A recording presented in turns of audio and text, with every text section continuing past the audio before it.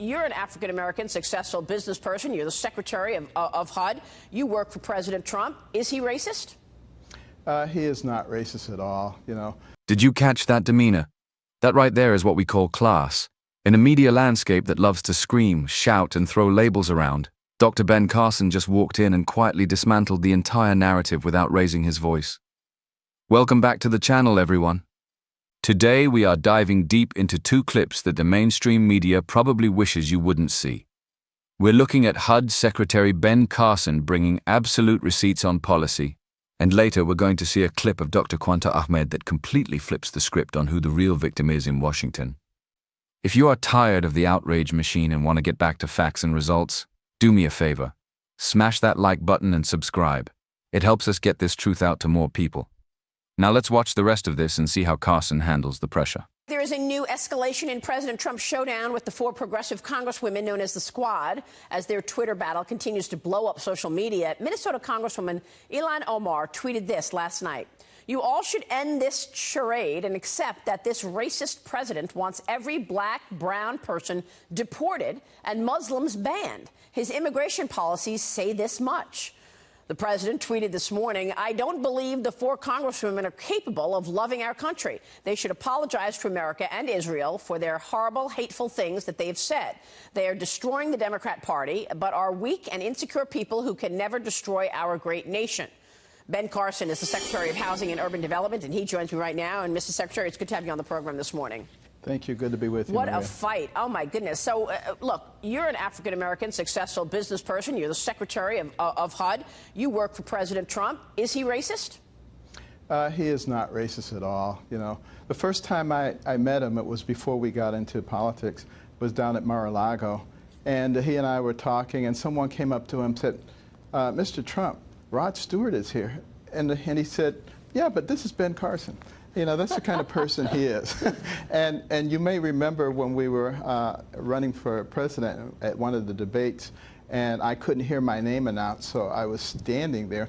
Everybody else gleefully walked past me, but Trump stood right next to me until they straightened it out. You know, that's the kind of person that he is. You know, he lived in New York. Jesse Jackson gave him an award for the incredible things that he had done in the African-American community. I have never seen anything that even resembles racism. And look at the policies that have been done. And look at the people who have been helped. You know, black unemployment at the lowest level ever. Same thing for Hispanics. You look at the fact that he is engaged so much in second chance for people. You know, things that other people talked about, but he has done. You know, opportunity zones where people who've made enormous amounts of money have the opportunity to take unrealized capital gains and to plow them into the areas of the country that have traditionally been neglected. You know, it's what's been done. It's not what's been said or how it's been interpreted and hashed over and over in the media. But Secretary, look at this tweet that Ilhan Omar has put out. I mean, this is an elected congresswoman. An elected position that says that, you know, the president wants every black and brown person deported, every Muslim banned. How is this possible that an elected official can get away with saying this as if this is fact? Well, you know, there is a radical element. I don't want to talk about a specific congressperson because of the Hatch Act, but, you know, there is a radical element that has been introduced into our legislative body that seems to be intent on pushing their ideology. And they have an accomplice in the media in doing so. And this is very detrimental to our country. You know, I think, you know, we should be having a conversation with the media, and they should be having a conversation themselves, asking themselves, why is it that the press is the only business that has been protected by our Constitution? And the reason is because they were supposed to disseminate objectively to the people of America real information upon which they could make decisions. They were not supposed to try to manipulate people. So, you know, there are the radical element that is taking advantage of the ideological bent of the media, and it's unfair to the people. But as Thomas Jefferson said, the people will come through. The people will be smart enough to figure this out. I hope that's true. Well, mean, I agree with that sentiment. This dysfunction is certainly not serving the people, that's for sure. Secretary, before you go, a word on housing.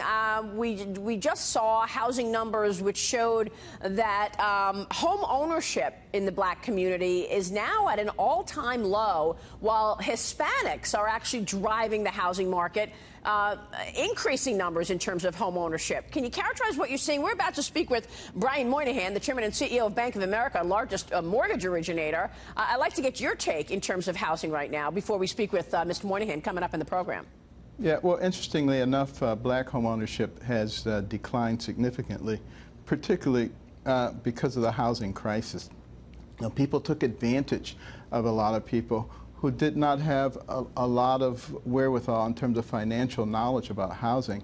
And, you know, by manipulating debt-to-income ratios and the various types of manipulations for credit that were done, they put people into houses that they couldn't afford. I see. Which is not doing anybody any favor. You lose your house, you lose your credit, you lose your future opportunities. We're still recovering from that. And it is very important that we do what we can to get people back into housing, because the average net worth of a renter is $5,000. The average net worth of a homeowner is $200,000. Yeah. 40-fold difference. That accounts for a lot of the income gap that we are seeing, and we're working very hard to correct that. All right, we will talk more about that. I just found it interesting that Hispanics are doing so well, and you're seeing such a difference in terms of the black community. Secretary, it's always a pleasure to see you. Thanks very much for joining us this morning.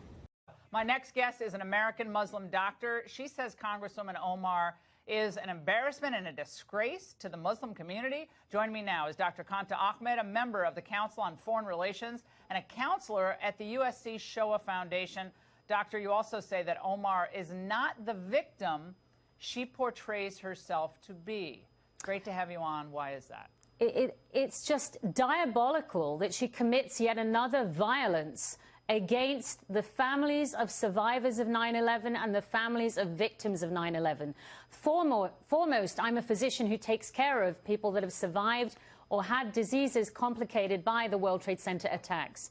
That was devastating remarks that I actually heard while I was in Africa, in Rwanda, commemorating a genocide there. She is depicting in this diminishment what I would describe as a profound denial of 9/11. And as you know, I work a lot with anti-Semitism, and it reminds me of the mentality of Holocaust deniers, or, as we've seen in Rwanda, there are some who would deny the genocide there too. So this denial raises in me a couple of questions. Does she really think 9/11 was not an Islamist, jihadist attack which came from within the Muslim fold? The Quran tells us, Islam tells us, we must be strict in observing justice, even if it means bearing witness against ourselves, against our kith and our kin. And it also tells us we have to do that with impartiality. We cannot be biased if we have certain prejudices. She harbors prejudices. She diminished the worst attack on this country since Pearl Harbor, and she does an assault on my patients and all families who are grieving for their survivors. It's despicable. Worse is that opponents, whether in her party or not, are shielding her from the kind of searing criticism she deserves. Well, Dr. Ahmed, we're going to have an entire hour on just this conversation of Islam in the world today, especially its role in America. And this conversation should focus on the facts. You just laid out a whole bunch of them.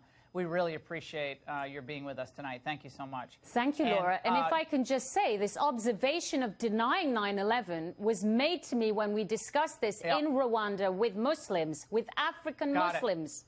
We're going to keep this conversation going, but we appreciate your joining us. There is so much to unpack here. But let's start with Dr. Ben Carson. You know what I love about him is that he doesn't play the emotional game.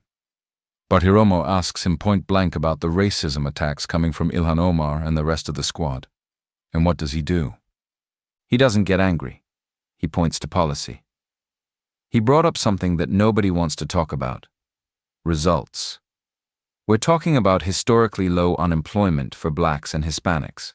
He mentioned the opportunity zones, which is actual investment in neglected communities, not just empty promises.